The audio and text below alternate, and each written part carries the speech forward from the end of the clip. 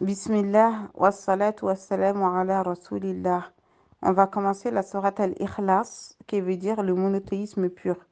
Donc, il faut savoir qu'elle a des mérites, elle équivaut à un tiers du Coran, selon le hadith du prophète sallallahu alayhi wa sallam. Et il n'y a que deux sourates dans le Coran où le nom n'est pas repris dans la sourate.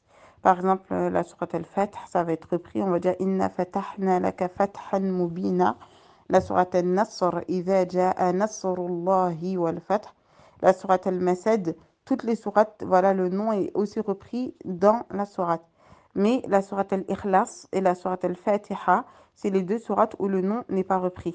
Donc, d'où vient El-Ikhlas? Donc, ça vient de Khalousa, qui veut dire enlever en fait les impuretés, enlever des tâches, pour rendre quelque chose de pur. Par exemple, dans le Coran, lorsqu'Allah il parle du lait, il dit la banan khalis, donc un lait qui est pur.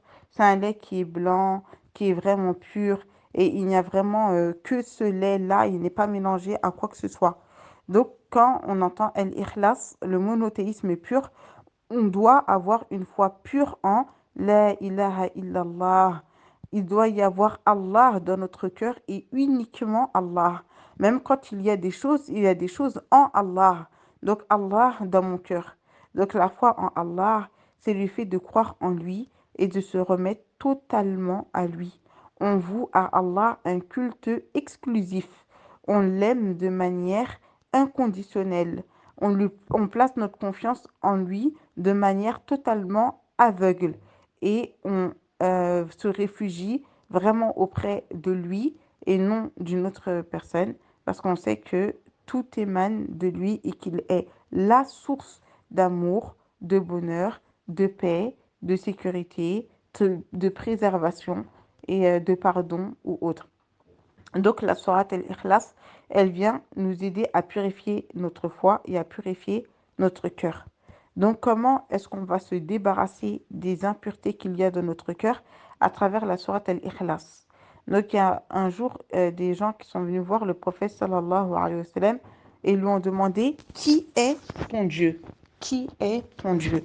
Et il a dit, donc la sourate elle a été révélée, Qul huwallahu ahad.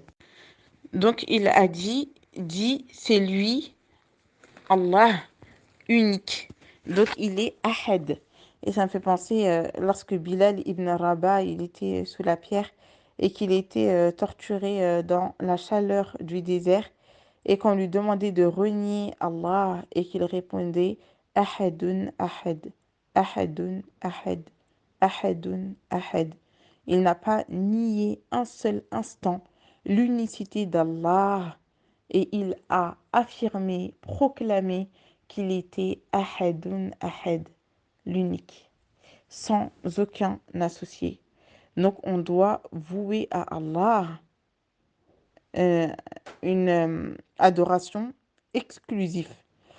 Donc il a utilisé le nom Allah. Il faut savoir que Allah, c'est un nom qui est unique. Il n'est pas comme les autres noms. Et on a pu le voir dans la sourate Al-Fatiha, je vous avais dit d'où pouvait provenir le nom Allah. Donc on se rappelle que c'est l'être qui est aimé, vers qui l'on doit se diriger, celui qui connaît nos pensées, celui qui nous pardonne nos péchés, celui vers qui tous nous retournerons et celui qui est là pour toute l'humanité. Allahu Samad. Samad, c'est celui que nous implorons quand nous avons besoin. Donc nous, malheureusement, quand on a un souci, automatiquement, on va se diriger vers les causes, vers les gens, on va appeler notre mère, nos copines, etc. Alors que normalement, on doit d'abord se diriger vers Allah et il ne nous empêche pas aussi de faire les causes en parallèle. Une des caractéristiques du prophète sallallahu alayhi wa sallam, c'est que lorsqu'une chose le troublait, il accourait en prière. Wasta'inu bis-sabri was-salah. Et cherchait secours dans l'endurance et dans la salah. Donc il cherchait refuge auprès d'Allah et il demandait à Allah. Et n'oublions pas que la prière de consultation aussi, elle est là pour cela. Lorsqu'on a une affaire, peu importe ce que c'est, on demande à Allah la consultation. Et bien sûr, il ne nous empêche pas de nous consulter entre nous, vu que dans la sourate Ash-Shura, la consultation, il nous dit وأمرهم شورى بينهم. Et dans leurs affaires, ils se consultent entre eux.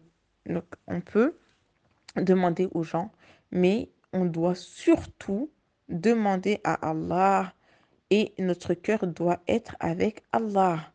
Et il faut savoir que même les gens qui décident d'aller vers les autres personnes, au bout d'un moment, quand tu vois que les gens ils sont limités, vers qui est-ce que tu diriges? Vers Allah. Et c'est ingrat car on doit revenir vers lui directement.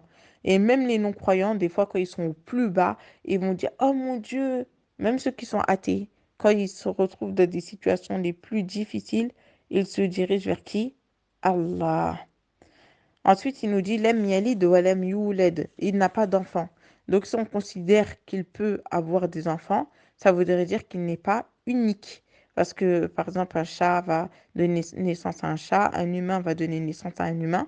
Donc, si un dieu donnait naissance, il donnerait naissance à un dieu comme dans la mythologie grecque. Mais Allah n'a pas engendré et n'a pas été engendré non plus. Mayemberi, il ne lui convient pas qu'on lui attribue un enfant. Subhanah, gloire et pureté à lui. Il est au-dessus de tout ce qui lui associe. Il n'a pas engendré, il ne lui convient pas. Les chrétiens ont dit que Aïssa était le fils d'Allah, alors que non, il n'a pas d'enfant. Il est le premier sans début, le dernier sans fin. Il est l'éternel et rien n'est tel que lui. Ensuite, il nous dit Walam yakul lahu kufuwan ahad. Et ça me fait penser aussi dans la sourate euh, Ash-Shura, il nous dit Laysa kamithlihi shay. Rien n'est tel que lui. Tout ce que tu imagines dans ta tête, Allah sera toujours autrement. Laysa kamithlihi shay. Rien n'est tel que lui. Donc, on doit placer notre confiance au vivant qui ne meurt jamais. هو الحي لا إله إلا هو فادعوه مخلصين له الدين الحمد لله رب العالمين